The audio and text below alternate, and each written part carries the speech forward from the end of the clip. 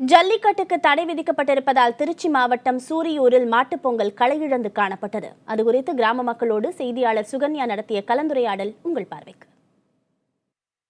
ஜல்லிக்கட்டு போட்டிகள் நடத்துவதற்கு 3வது ஆண்டாக உச்சநீதிமன்றம் தடை விதிச்சிருக்கிற சூழல்ல திருச்சி மாவட்டம் பெரிய சூரியூர் கிராமத்துல தான் நம்ம இப்ப இருக்கோம். இங்க நம்ம பார்த்து கொண்டிருக்கக்கூடிய காளை இந்த ஊருடைய கோயில் காளை. இந்த காளையை முதல்ல அவிழ்த்து விட்டு தான் அதற்கப்புறமா ஜல்லிக்கட்டு போட்டிகள் நடத்தும் போது அடுத்தடுத்த காளைகள் அவிழ்த்து விடுவது இந்த ஊருடைய பழக்கம்.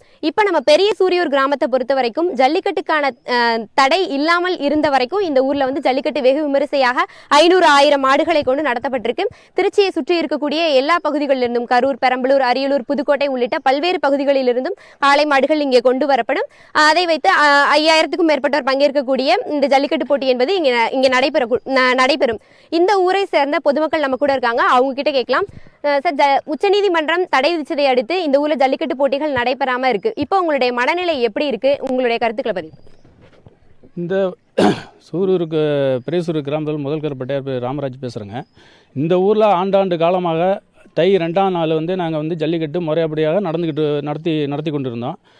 இடையில உச்சநீதிமன்றம் தடை விதிச்சிச்சு. தடை விதித்ததில் நாங்கள் ஒரு ஆண்டு விட்டுட்டோம்.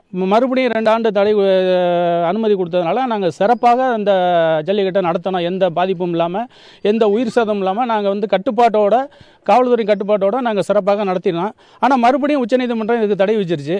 எங்களுக்கு இப்போ இந்த ஊரில் ஜல்லிக்கட்டு நடக்காதனால, ஏன்னென்றா எங்களுக்கு ஊர் கிராமத்தில் மழை பெய்யலை, விவசாயம் விளையலை, செழிக்கலை. அதனால் எங்களுக்கு இந்த ஊர்லலாம் ரொம்ப பொதுமக்கள் வருத்தத்தோடு இருக்கிறாங்க. நாங்கள் இந்த ஆண்டாவது ஜல்லிக்கட்டுக்கு அனுமதி கிடைக்கும் என்று சந்தோஷமாக இருந்தோம். ஆனால் இடையில திடீர்னு இதை தடை விதிச்சிட்டாங்க. இதையும் மீறி நாங்கள் கோயில் காளையை கூட அடைக்கக்கூடாத சூழ்நிலையில் காவல்துறையில் சொன்னாங்க.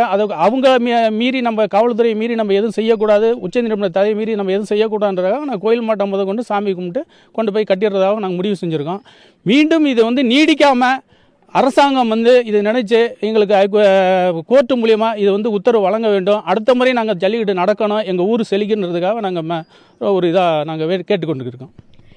இந்த கிராமத்தை பொறுத்த வரைக்கும் வீட்டில் இருக்கக்கூடிய காளைகளை வெளியில் அவிழ்த்து வருவதற்கு கூட காவல்துறையினர் தடை விதிச்சிருக்காங்க.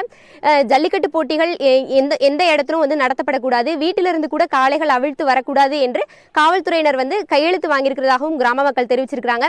இந்த ஆண்டு நடத்தப்படாமல் இருக்கக்கூடிய ஜல்லிக்கட்டு போட்டிகள் வரும் ஆண்டிலாவது நடத்தப்படும் என்கிற எதிர்பார்ப்பில் பொதுமக்கள் காத்திருக்கிறாங்க. புதிய தலைமுறைக்காக ஒளிப்பதிவாளர் சசிகுமாருடன் திருச்சியிலிருந்து சுகன்யா.